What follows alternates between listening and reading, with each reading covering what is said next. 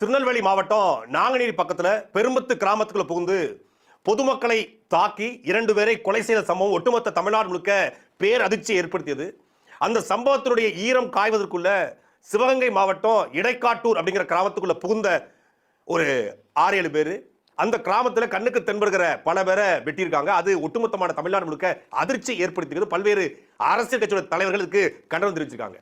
தொடர்ச்சியாக தமிழ்நாட்டில் இதுபோல பட்டியல் சமூகம் வாழக்கூடிய தெருக்கல்ல சர்வசாதாரணமாக அவர்களை குறிவைத்து ஒரு கும்பல் வெட்டுகிறது.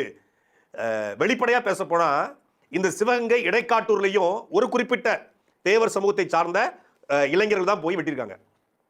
அங்க திருநெல்வேலி மாவட்டம் நாங்குநேரி பெரும்பத்திலையும் கைது செய்யப்பட்ட 9 பேருமே தேவர் சமூகத்தை, குறிப்பா மறவர் சமூகத்தை சார்ந்த இளைஞர்கள்.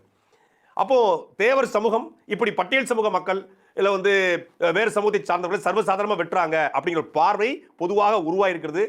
அதை எல்லாத்தையும் தாண்டி தேவமாறு அப்படின்னாலே இப்படி அருவாளை பாக்கெட்ல அப்படி போட்டுக்கிட்டு, பின்னாடி அருவாளை போட்டுக்கிட்டு இப்படி மீசையை முறுக்கிக்கிட்டு இப்படிதான் இருக்கணும், அப்படி இருந்தாதான் ஊருக்குள்ள நம்மளை மதிப்பாங்க